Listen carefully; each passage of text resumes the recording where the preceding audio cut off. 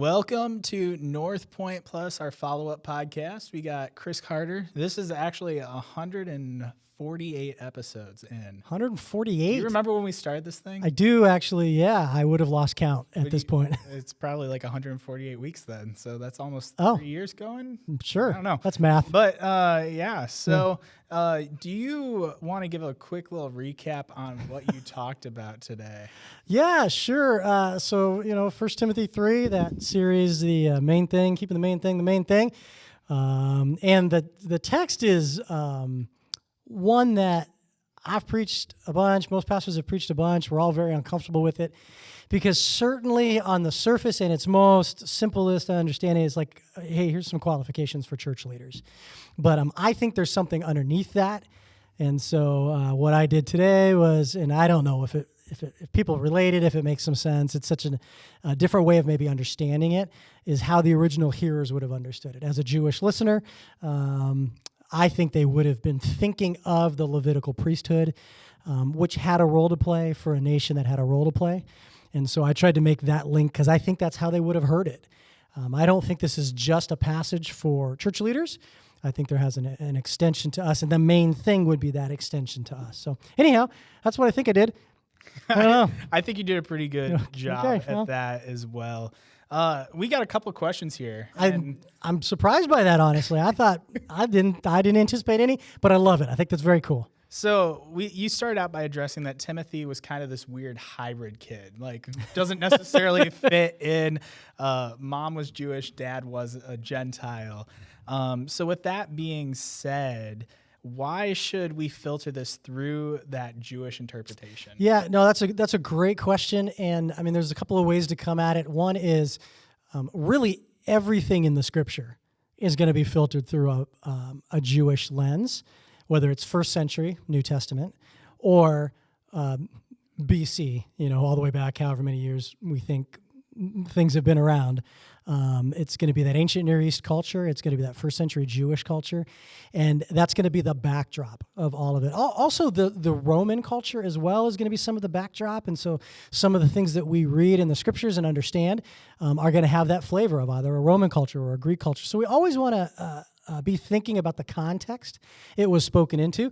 The New Testament church was largely Jewish. If we remember, Jesus' disciples were Jewish. It started with the Jews, and then over time moved to the Gentiles, really post-Paul, I would say. Paul is the apostle to the Gentiles. And so there's that component. We always kind of want to start there. Church in Ephesus, and certainly I think that's probably where the letter was first read, is going to be a heavily Jewish church, and so we've got that flavor going on. But even just Timothy in general being and I don't know what the right term is anymore. I feel like all the terms I know come from maybe a more I don't want to say racist, but like a background that I don't know what the right term is for someone who is biracial, split culture, and so much more. So like, growing up, I had a friend who was half African-American, half white, and he felt like he never fit anywhere because his black culture friends were like, hey, we're not really part of this, and the white culture friends were. And so there was just this sense that he had of where do I really fit? And maybe that's different today because it's so much more common. But for Timothy, I think that would have been a very realistic thing for him. So we're still going to read it in the Jewish context. Timothy's mother was still Jewish. I have no doubt that she raised him to appreciate Torah, the Jewish law. That's first 5 books of the Bible. We say Torah. And first 5 books of what we call the Bible, the Old Testament. It would have been the Jewish Bible, the Hebrew Bible. But Timothy would have probably grown up knowing that. I don't know that Timothy would have gone to Hebrew school. I don't know at what point that would have been allowed, but certainly not beyond very young age, if anything, because there was no shot of him becoming a rabbi or anything like that because of his ethnic makeup. And so in a lot of ways, it creates this kind of outsider perspective for Timothy. So still think that we look at it from a Jewish lens because that's how Timothy would have looked at it because he was in a very Jewish culture, even if maybe he didn't feel like he was one. Is that, I don't know, make some sense? It's a great question. I love how much in depth you went to talk about Timothy being in the Jewish culture because sometimes I feel like we just take the scripture and we look at it kind of face value and we don't take in that culture of the Bible. Yeah. And I know I'm going to put this plug in for you to talk about Bema. Okay. And I know Yeah. Bema's been a super cool podcast that I've started listening to. Yeah. Like, do you want to talk a little bit about Bema and how Yeah. it's changed your view of... Yeah. It's thanks. I didn't know you were going to ask, but I'm glad that you did, because I feel like it is I don't like podcasts. I'm doing a podcast, and I just said I don't listen to a lot of podcasts, and some of it is just when do you do it? But since I've had this new role with lots of travel, it's given me the ability to listen to podcasts. And so I shouldn't say I don't like them. It's just that I really haven't had the opportunity. I have a hard time sitting still. So I landed on this podcast. Honestly, I don't know how. I stumbled on it. I think the Lord was in it, but I stumbled on it. And it is a guy named Marty Solomon, who I had met briefly at a conference we were both presenting at. And he did a short talk that I was like, oh, this is interesting. I'm curious about this guy. That's how I stumbled on it. But it is long. It is hundreds of episodes. It's a 3-year process is kind of how they look at it, with a couple of additional years if you feel so inclined. Marty Solomon is Jewish ethnically, but was raised in a fundamentalist Protestant Christian home. And so he embraced his Jewishness later in life. And his podcast started out as a college class that he was doing for a school that I don't remember right now. And then it turned into a podcast over time, just to give more people opportunity to participate in it. And really, he comes at the scriptures from this very Eastern way of thinking, or very Jewish way of thinking, which is totally revolutionized. And I often say, especially to younger pastors, that they need to get on this now, because it completely helped me understand so much. Like even the stories that Jesus tells, the miracles that he does, the things that he says, why? Some of the whys I never really understood. It just felt out of place. And so one story that did make it into the talk, because it just seemed like it didn't fit completely. But we all are probably aware in the Gospels that there's this woman who's had this hemorrhage, this issue of blood for years. She's spent all her money on doctors, and no one could help her, and blah, blah, blah. And she finds out Jesus is coming to town, and she goes up and she touches his robe, and she's healed. And I've always read that story, and I'm like, that's so bizarre. It's like, what, Jesus' clothes were magic? It just doesn't make any sense, right? We know that's not the case, but then we don't know what to say about it. Well, when you unpack it from a Jewish perspective, Jesus was Jewish and a Jewish rabbi, so a teacher, so certainly held to a standard. But the Jews were told by God, and I think it's Deuteronomy, that they were supposed to wear tassels at the 4 corners of their robe, of their clothes, these little tassels. And the tassels were to remind them of all the little strings on the tassel. There was a blue one. It was to remind them to pray, to trust God. It was a physical sign of their reliance on God. And so when this woman comes, our scripture says she touched his robe, or his hem, but literally the word is corner, which would have been very understandable for a Jewish hearer of that story, that she touched his prayer tassel, which for her would have been a sign of showing trust. Like, I trust in you like you trust in God. I have the same trust or faith. Or even her recognizing she would have been removed from the culture because of her physical malady would have separated her from Jewish cultural life. Yeah. But this little story where you're like, she touched his magic robe, like, didn't make any sense. And then when I understood it from a Jewish perspective, I'm like, oh, goodness, this makes a ton of sense. So there you go. If you want to hear more about You asked for a brief thing on Bema, and I shifted into this whole... Bema can be found anywhere. If nothing else, may I suggest you listen to episode 0. Starts at episode 0, and it will just give you the primer of what I just said about the differences in ways of thinking between Western American and then an Eastern Jewish thinking, and really helps the scriptures come alive. So yeah, it's been life-changing for me. Can't recommend it enough. There's also a book that he wrote if you don't want to listen and you want to read something. This is like a plug for Marty Solomon. I feel like Marty should buy me lunch or know who I am. He's not sponsoring us no, or anything. He doesn't even know who I am. He doesn't know this is happening. But it's a book called Asking Better Questions of the Bible by Marty Solomon, S-O-L-O-M. Sure. A-N-O-N, Solomon. Google will figure it out. You'll find it. Yeah. AI is amazing. Ask Meta. So anyways, there's a book. It's very easy, gettable. You can get it for free library download. So if you're part of like Hoopla or whatever the library systems are. So yeah, that's been revolutionary to me and really played out obviously in the talk this morning. Yeah. So I think one of the reasons you mentioned how pastors don't necessarily enjoy talking about this passage is because it kind of brings into the roles of men and women. And I feel like a lot of people don't like to speak into that, especially in today's culture. It seems like there's different roles for men and women in the church. It seems like there's different culture then than there is now. So what are your thoughts on that? In this passage, are church leaders only men? And then someone else asked this question of, were females priests in the Jewish culture? So that second question is really interesting. To the best of my knowledge, there were no female priests. I could be wrong. Correct me if I'm wrong. Are we talking, because you kind of mentioned priests of people and then priests of priests. Oh yeah, great. Okay, so from the Levitical priests, the priests of the priests would have been, I believe, all men, and that carried on all the way through. It's a little awkward today because I don't know what the role of priest is in the Jewish culture because there is no temple, and so much of their role revolved around temple. So I don't know where they're at today. But in terms of the nation being a kingdom of priests, that was a male and female expectation command. It was their job as a nation, moms and dads, husbands and wives, sons and daughters, to reconcile the nations back to God in the way that they lived.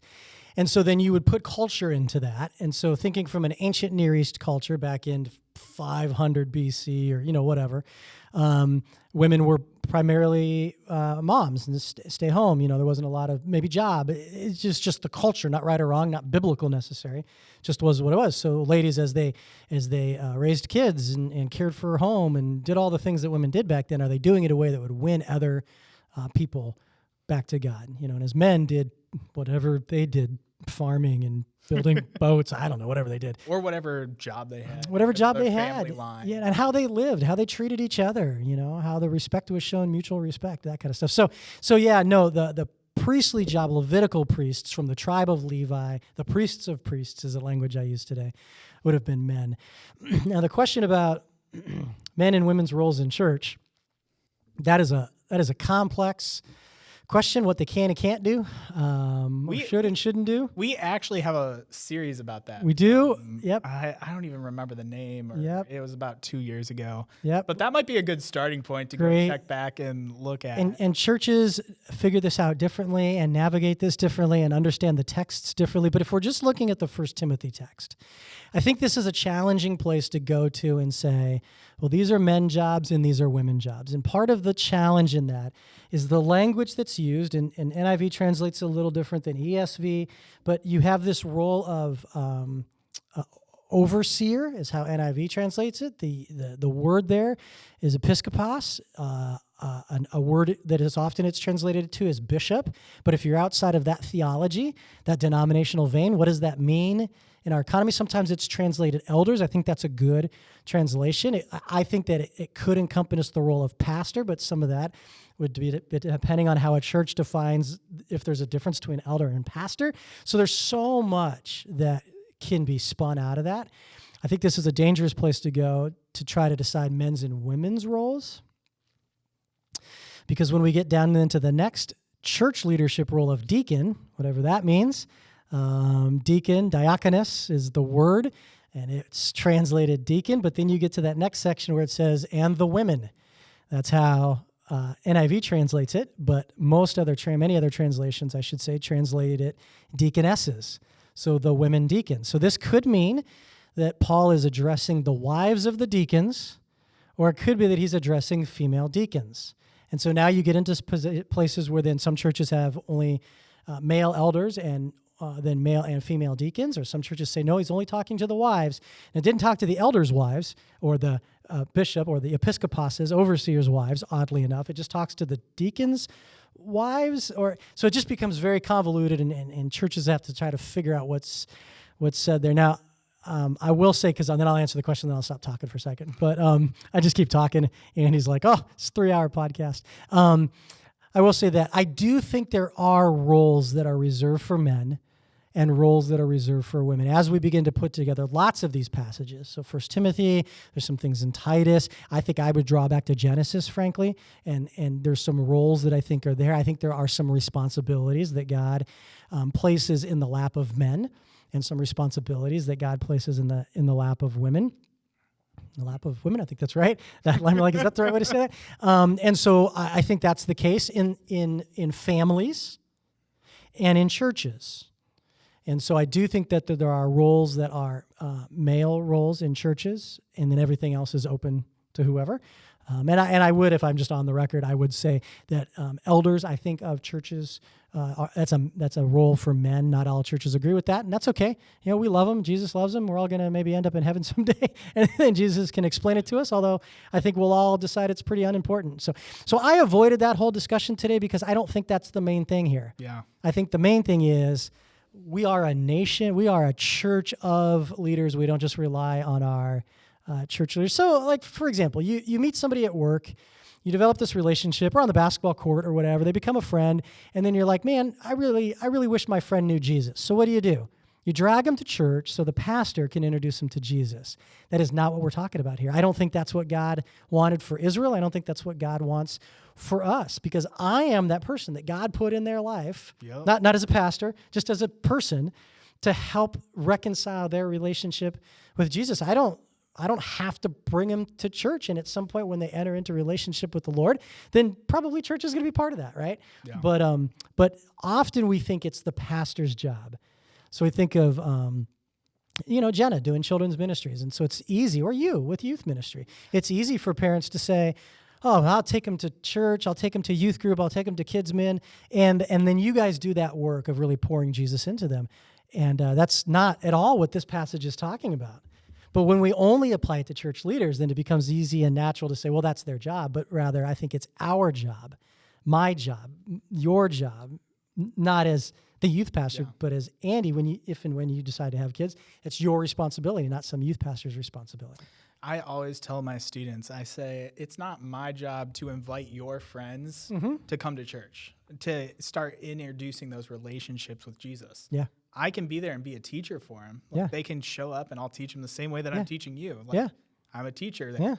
But it's going to be weird if I approach your friend, some 15-year-old girl. Come hang out with me. Come to church with me. That's a little weird. And I don't have the relationship. Right. And it gets better when I have a relationship. Like I can say, hey, we miss seeing you at church. Like once that relationship is already established, it takes on a different meaning. Yeah. But yeah. And those 4 questions that I kind of landed with, which I did steal those questions from Marty Solomon, to be honest, as the role. There you go, giving credit. Yeah, absolutely. Of the priestly role, but also our role, as we think about how are we doing with this being a church of leaders, it extends down to students and kids. Yeah. A kid can think about, hey, am I different than the other kids around me? Yeah. A kid can think, do I know, and this is not the right language to use for a kid, but do I know how to help my friends navigate their atonement? Yeah. In other words, do I know how to help when my friends are like, I'm messed up? Do I know how to help them talk about or listen to or where to take them? Those kinds of, they can ask those same questions, contextualized for their age and what's appropriate. Yeah. Do they know? They can be part of that too. So I love what you just said, because it's not just adults. Yep. It's everybody. So we got a couple how-to questions. All right. And I love when how-to questions come along because they're so specified to each and every one. Sure. So what you have to say, maybe speak from your own experience. Yeah. So one person asks, how do you uphold a good reputation with people around you while still addressing things like controversial issues? And I think this comes out of verse 7. He must also have a good reputation with outsiders so that he may not fall into disgrace and into the devil's trap. Yeah, it's a great question, because I think, unfortunately, culture has sort of backed Christians into a corner where that somehow just because I don't agree with somebody's lifestyle choices or, what they're doing. Political opinions, that somehow I have to not say anything.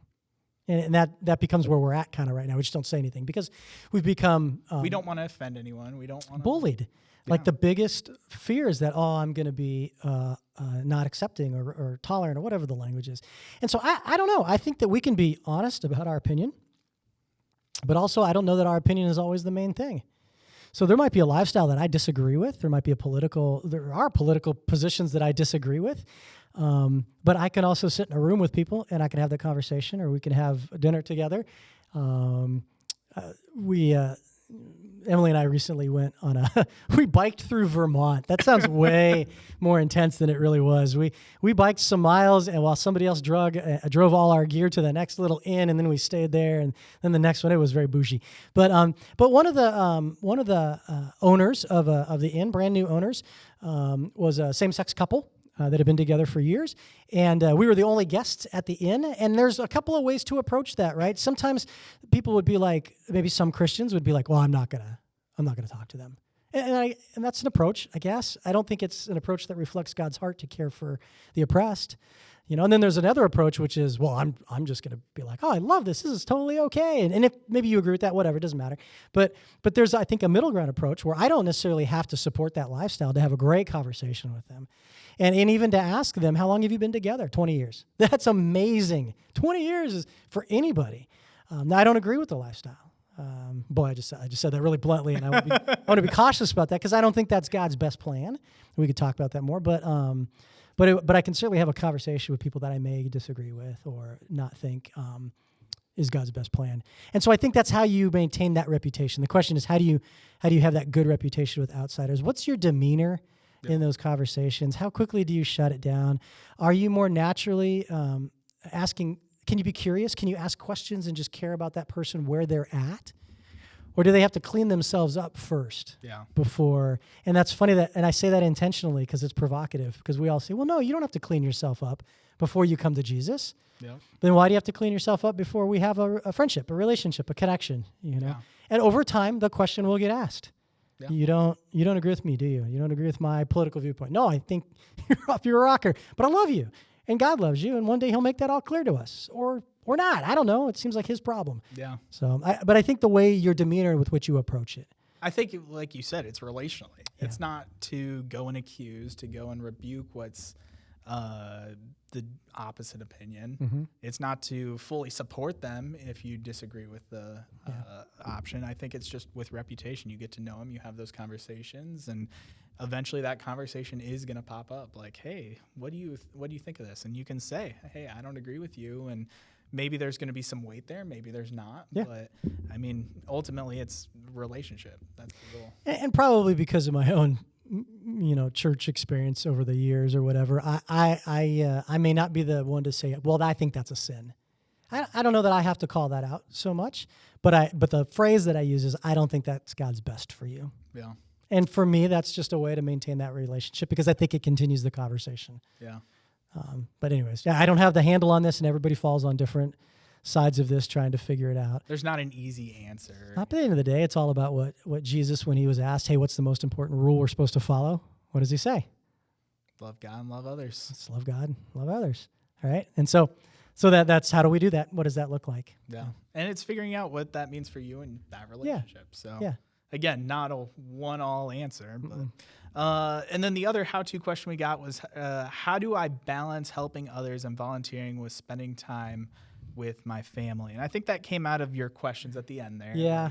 My goal is not to send out all my volunteer asks this week. Wait a week. Wait, one week. I actually did that last week, knowing that you were going to say that. No, but yeah, how do you balance those times of passion with also finding those times of rest, the time to spend with family or with friends? I love the question. Whoever asked it, thank you. This is a really... Actually, this one did have a name. It was Rachel Ermitlou. Oh, great question. The Ermitlous ask the best questions always. There's two ways to answer this, at least from my perspective, and I don't know how to go. One way is the soft, easy way, which is, no, you got to prioritize and, keep them, obviously there's some things that are going to be more priority, and you got to do those things first. And I'd use the image of you put in the big rocks first, and then your little rocks. You've seen the jar, then you fill it with sand. And we could do that, and that's fully legit. But if I'm able to, since I don't work here anymore, and I can say whatever I want. And we'll just debate whether we bring you back. Yeah, or not now. Good luck. That's okay. I'm fine with that, and good luck finding me. But I want to answer it in a harder way. But hopefully my heart is still loving, which is, I so often come from a position of scarcity, believing there's not enough. And I do that with my money, and I do that with my time, and I do that with, you could fill in lots of blanks. I do that with my compliments. Well, if I give this person a compliment too easily, so I exist in a position now where I lead a bunch of people, and so I have employees. And if I give a compliment too quickly, then they'll think that this level is okay, and I need that thinking is changing in me. What if I came from a position of abundance? There is always enough money. There's always enough time. And I know this is so hard for us. It's so hard for me to try to lean into that thinking all the time. But if I truly believe, I'll use me, if I truly believe that God is the God of enough, if I truly believe that God is sovereign over all, if I truly believe God has my best interest at heart, even when it may not feel like it, that He will supply all my needs. Do I really believe that? And I know that's hard because sure, we say yes, but then I hear myself saying often, I don't have time for that. Yep. Or I don't have money for that. Now, if I give away money and lose a little bit of it, or if I give away time and lose some more of it, obviously it's a finite resource, right? I mean, it's going to come back. It's a finite resource. It's gone, and maybe it means there's some other things I can't do. But what if it didn't? What if you took on a challenge for a year of saying yes to every ask that comes your way, to tipping at every point where they ask for a tip? That is controversial. You tuned it off. Scrub ahead like 3 minutes. You'll be Actually, fine. we're going to be asking for a tip after this. Yeah, if every financial ask that came, if every person that needed something from the person on the street holding a sign to, and maybe you'll bring some qualifiers to that because I don't think any of us should be. What if you say 50% instead? I mean, sure, we could make it easier on people and go half, and then water that right down. That's cool. That works. But what if, what would happen at the end of that year? Wouldn't it be crazy if for a year you tried to give away money at every point, and at the end of the year, you were fine, your finances were fine? Wouldn't that blow your brain? Or maybe money is not the thing you hoard, but it is time, or it is. And I shouldn't say hoard because maybe it's not hoarding, it's just being afraid. Yeah. There's a fear, there's a sense of scarcity. I won't have enough But what if I could reposition myself to a more, I'm using Marty Solomon terms, kingdom mindset, that there is enough, that there will be, and God will provide that time needed. Now again, in no way am I saying ditch your family, let them starve, ignore your children, and just use your time for other things. And that doesn't mean that all your time should be spent at church. Please don't hear that. Yeah. There's so many other things that time could be spent on. When a this is my, oh man, it's like my Catholic confessional right now. But oftentimes when I hear people are moving, like they're moving houses, I become very hard to find because I'm like, I don't have time to get sucked up for a whole day helping someone move. I don't want to bring my truck over. I sold the truck. We're great. No truck, brother. But but that's me operating from a position of scarcity. So I want to answer this question, address it in a little more challenging way of saying, but what if though? What if you did that? What if you said, okay, I'm going to, everything that I think God is asking me to do, I'm going to do. So maybe that's the qualifier. Yeah. Anytime anybody asks me, I'm literally going to go, God, I'm going to do this unless you tell me no. Clearly tell me no. And if I can speak into this a little Please. From I don't know what I'm doing. From my church side now. I mean, what if you volunteered with your family? What if you found an opportunity to, I love recruiting couples together because I love when couples can serve together. And while, it might be a time commitment at that point, you're doing it with your significant other. Love it. What if you can find ways to serve with your kids? I know there's families over in kids ministry that the whole family serves together. Love it. That's with teenagers. Maybe you find, we did a food pack at Northpointe a couple of years ago, 7 years ago. I don't know what it was now. But I wasn't even a part of Northpointe at that time. I came down and did it with you guys in your life group. Oh my.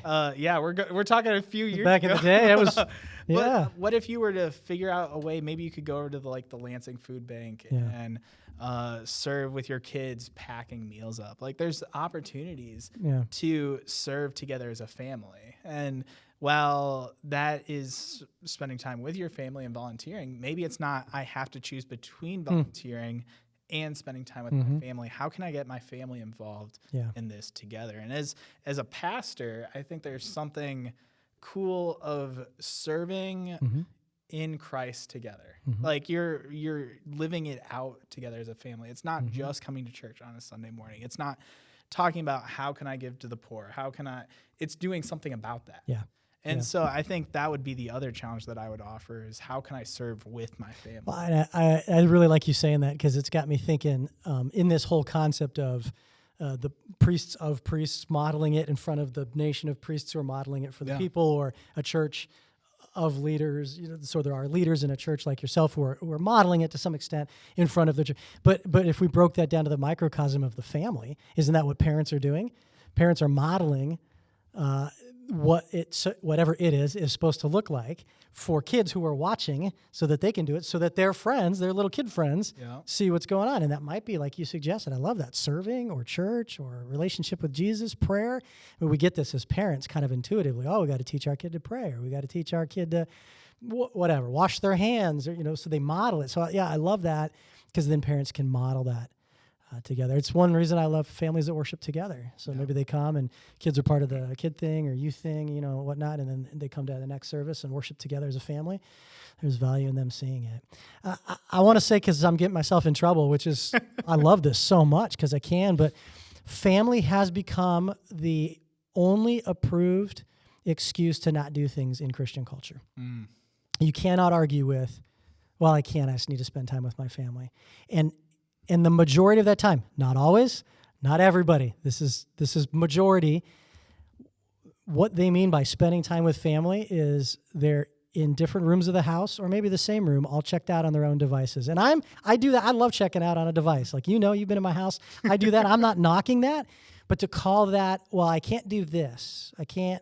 To use it as an excuse. I can't get my friend a ride. I can't help him move. I can't volunteer in a church ministry because I gotta be with my family, which means I'm home, but we're not doing anything. Yeah. And there is value in just being together. I don't want to undervalue that.